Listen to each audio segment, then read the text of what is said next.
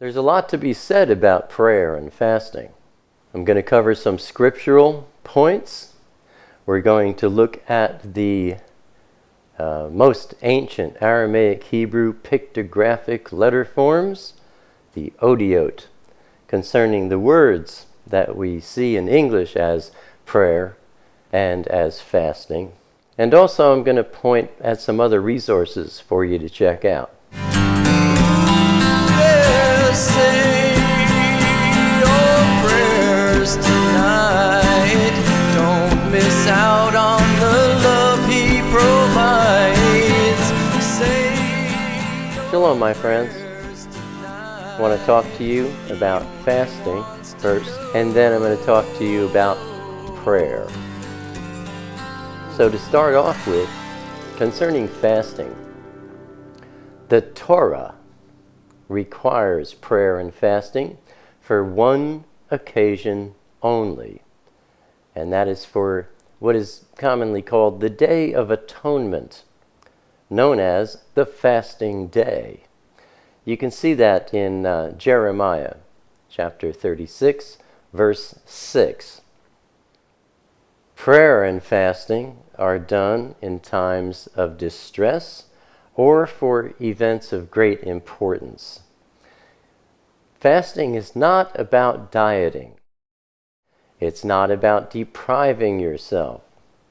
It's about taking your focus off of the things of this world, off of the flesh or the things of the flesh, and focusing your thoughts on Elohim, gaining a deeper relationship with Him. That is the true focus for fasting. I want to take a look at the book of Matthew, that's Matith Yahu, chapter 6, verses 16 through 18. In the HalleluYah Scriptures it reads, and this is Yeshua talking, "When you fast, do not be sad-faced like the hypocrites, for they disfigure their faces so that they appear to be fasting to men. Truly, I say to you, they have their reward. But you, when you fast, anoint your head and wash your face, so that you do not appear to men to be fasting, but to your Father who is in the secret place. And your Father who sees in secret shall reward you openly." Now that, by the way, applies also to prayer. You know, the Pharisees used to stand on the street corners and, you know, where everybody could see them and pray and, you know, get caught up in their ego. People would say, "Ooh, look, you know, the spiritual man praying." And as Yeshua is saying here, that's their only reward, is that, you know, people see them and they think people admire them. And as you know, people don't. Admiration is a very fleeting thing. You know, you look at superstars, you know, in the entertainment industry, people admire them when they're up, and if they don't have another hit song or hit movie, they're forgotten fast. But, you know, when they have that hit, that is their reward and their only reward. Or when the Pharisees are praying in the streets and they, you know that people are looking at them. That silly, egotistical moment in the flesh is the only reward they get. But if you pray and or fast, or really I should say if you pray and fast, because fasting also involves prayer, you do it in a secret place and in a secret way. You don't let other people know. You don't talk about it. You keep it between you and the Father, and He will give you his reward. As it says, your Father who sees in secret shall reward you openly. Now, also, he pretty much said that also in Luke. Let's take a look at Luke chapter 18, verses 10 through 12. Yeshua is talking in parables, and his parables always have to do with Elohim's Malchut, with his kingdom. So Luke 18:10, 2 men went up to the Mikdash to pray, the one a Pharisee and the other a tax collector. The Pharisee stood and began to pray with himself this way, saying, Elohim, I thank you that I am not like the rest of men, swindlers, unrighteous, adulterers, or even as this tax collector. I fast twice a week. I give tithes of all that I possess. But the tax collector, standing at a distance, would not even raise his eyes to the Shamayim, but was beating his breast, saying, Elohim, show favor unto me, a sinner. I say to you, this man went down to his house, declared right rather than the other. For everyone who is exalting himself shall be humbled, and he who is humbling himself shall be exalted. So, fasting as well as prayer is something very personal, very private between you and the Father. Now, I'm going to put a link at the end of this video to an article I wrote about fasting that goes into much more detail than I'll be going into in this video. So at the end of the video, keep watching. I'll point these out to you.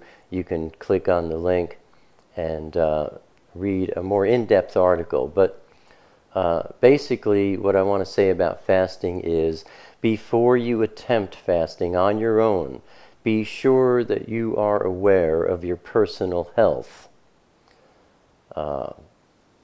Do it with care and caution. Don't overdo it.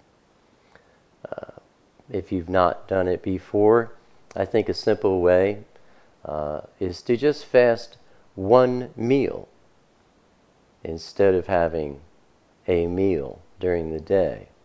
You can skip that meal and spend that time, 3 hours or so, fasting and praying.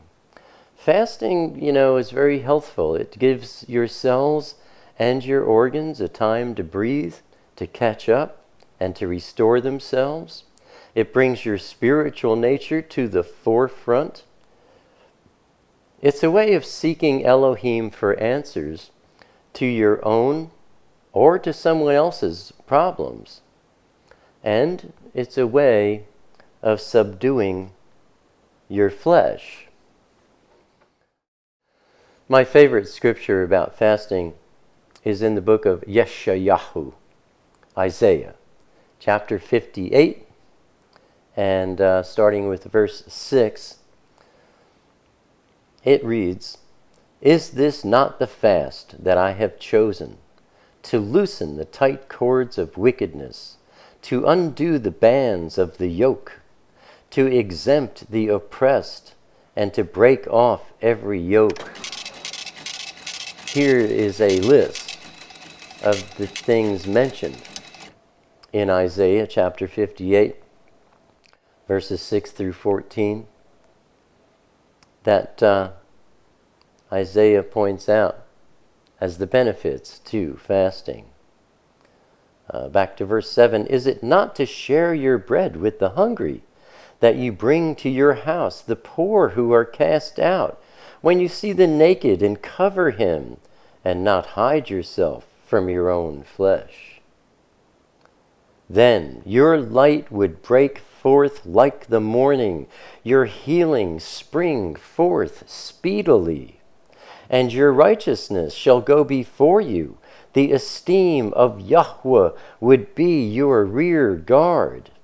Then when you call, Yahweh would answer. When you cry, he would say, "Here I am." If you take away the yoke from your midst, the pointing of the finger and the speaking of unrighteousness, if you extend your being to the hungry and satisfy the afflicted being, then your light shall dawn in the darkness, and your darkness be as noon.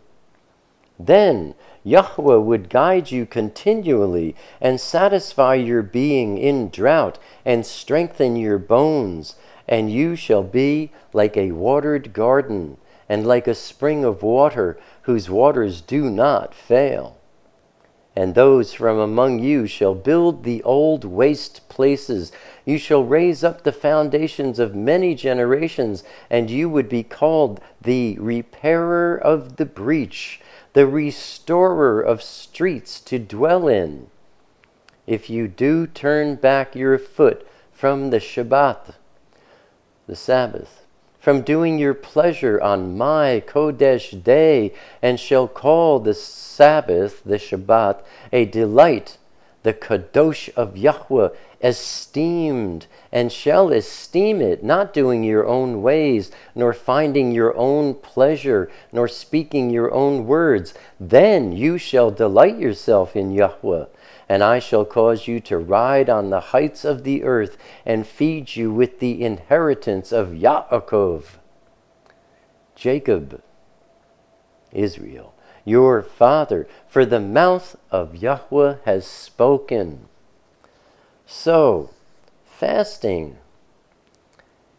it has a purpose, and that is to loosen the tight cords of wickedness that bind us, to undo the bands of the yoke. We become yoked to demonic influences, desires of the flesh, and so on. To exempt the oppressed and break off every yoke. To share your bread with the hungry, that you bring to your house the poor who are cast out. When you see the naked, you cover them. And then what do you receive? Your light will break forth like the morning. Your healing will break forth speedily. Your healing will spring forth speedily. And your righteousness shall go before you. The esteem of Yahweh will cover your back, will be your rear guard. Prayer and fasting are very powerful things. I also wanted to read from Jeremiah. That's Yirmiyahu, chapter 14, verses 10 through 12. Thus said Yahweh to his people, "So they have loved to wander, they have not restrained their feet. Therefore, Yahweh has not accepted them. Now he remembers their wickedness and punishes their sins. And Yahweh said to me, do not pray for this people for their good. When they fast, I do not hear their cry. And when they offer burnt offerings and grain offerings, I don't accept them. Instead, I am consuming them by sword and by scarcity of food and by pestilence." In other words, prayer and fasting for those who love to go their own way, who don't control themselves, they don't restrain their feet, their prayers and their fasting is absolutely worthless. Now let's take a look at the Odiot for the original Aramaic word that we see as fasting. And that word is tsom. Strong's H6685. 3 odiot, 3 letters. The first is tsad, wa, and mem. Tsad is a picture of a path, the way. One of my very favorites. Points at righteousness, the straight and narrow path that leads to the Father and His kingdom. Then the second oat is wa, picture of a tent peg. Pitch your tent with Elohim. Elohim pitching His tent with you and teaching you how a tent is to be pitched, how to build your house.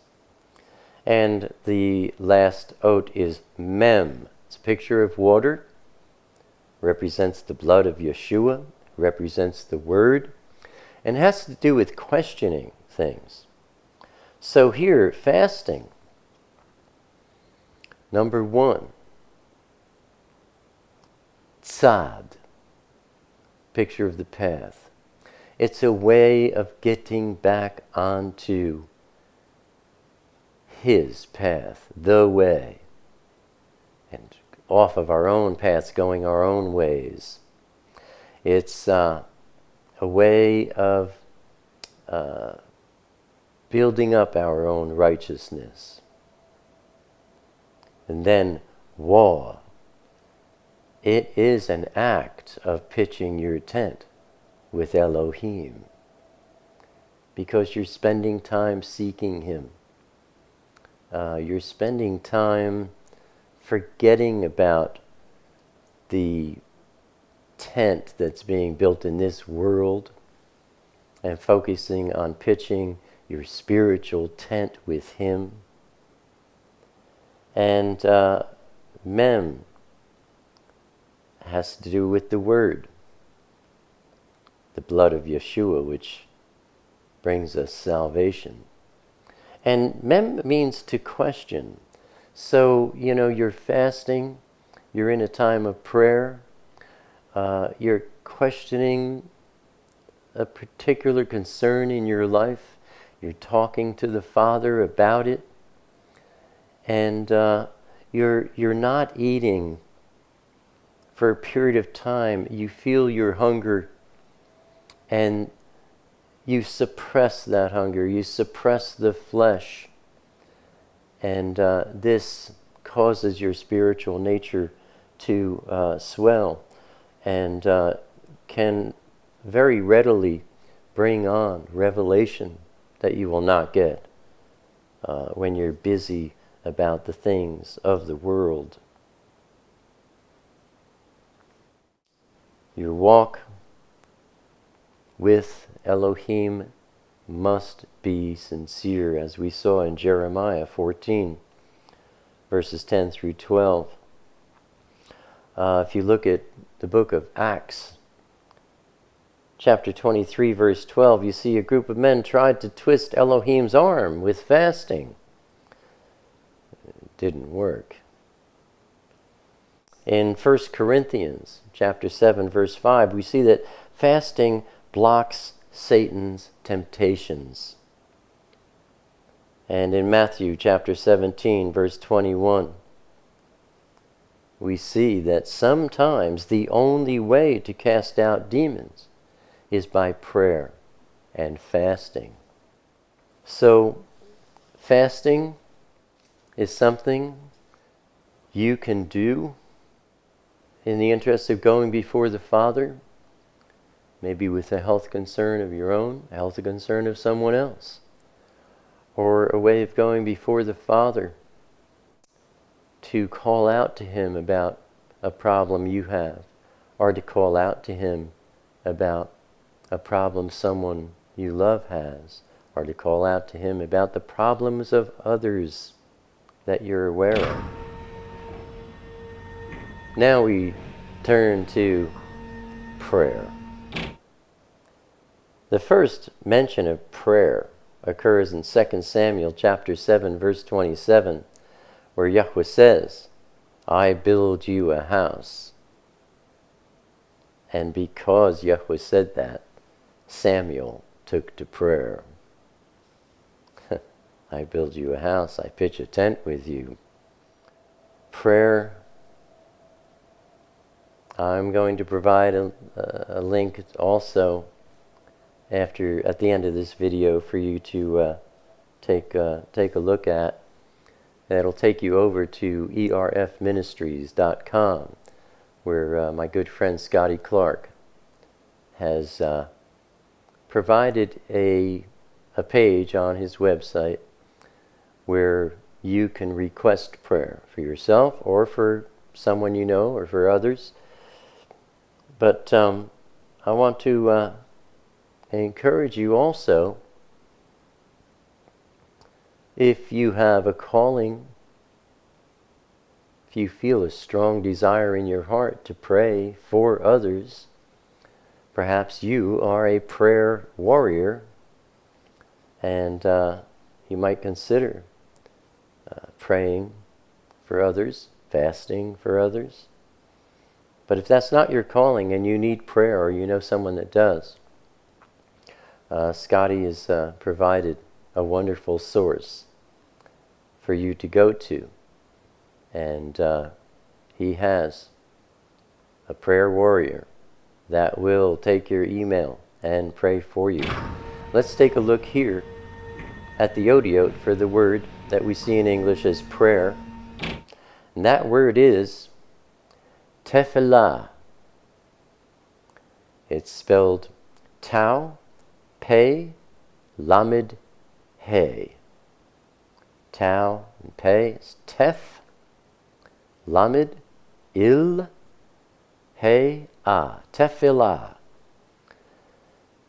Tau, picture of crossed sticks. It has to do with a mark, a sign, a signature, and a monument. Pei is a picture of a mouth. Talks about speaking and about praising. Prayer should always include praise for the Father. Lamed, picture of the shepherd's staff. It's a matter of being yoked with Yeshua. And it speaks of discipleship. Finally, we have the oat He, picture of a man with his arms raised, and points at the fifth dimension of spirit. So this word that we see for prayer, tefillah, is talking about a sign and a monument. You come before the Father and you pray. It's a sign of your faith, your love for Him and for others. It's also a monument in time that you took this time, pay, to speak to the Father and to praise the Father, to come before Him with thanks, gratitude, and a special request. Lamed, you have to be yoked with Yeshua. Your prayer has to be through Him. No one can approach the Father unless they go through Yeshua. You have to be His disciple. You have to be in love with His Word, Yeshua. And finally, He, man with his arms raised. He has to do with the fifth dimension of spirit. It's important that you pray in the Spirit. How do you pray in the Spirit? By not praying in the flesh. You know, like the Pharisees standing on the street corner, doing their act in front of everyone in public. That's praying in the flesh. It's meaningless. Has nothing. Gives nothing. It reaps nothing. But if you pray in private and in a private place, You don't tell anybody anything about this. It's between you and the Father and Yeshua and his indwelling Ruach. This is between you and Elohim only. You never voice a word of it to anyone. Keep it private. That's praying in the Spirit. There's also going to be a link at the end of this to Scotty's video.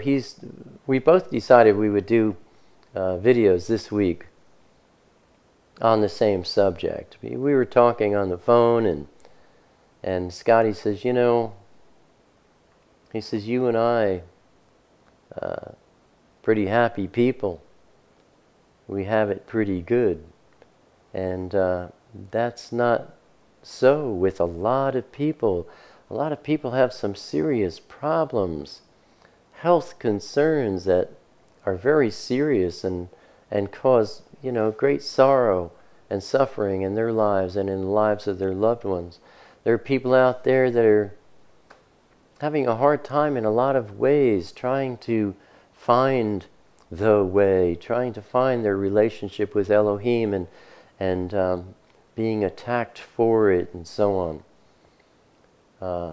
And Scotty built this website and he created this page, and there's a prayer warrior behind that page, so that when people send in their messages, it goes to this particular person. This person does serious prayer. I mean, they have a calling as a prayer warrior, and that's what they're doing. He says, I want people to know that they can go there and they can receive prayer. And also I thought, I would call out to you to seek the Father on this. Maybe he's been speaking to you about being a prayer warrior. And you might want to consider the wonderful act of praying and fasting for others. It's a wonderful thing to do with rewards that are immeasurable if you do it in secret between you and the Father only. Keep it private. Keep it secret. So there's our study for this week, my friends. As always, I hope and I pray that this video has been a beracha to you and to yours. Thank you for your continued support. Shalom, my friends.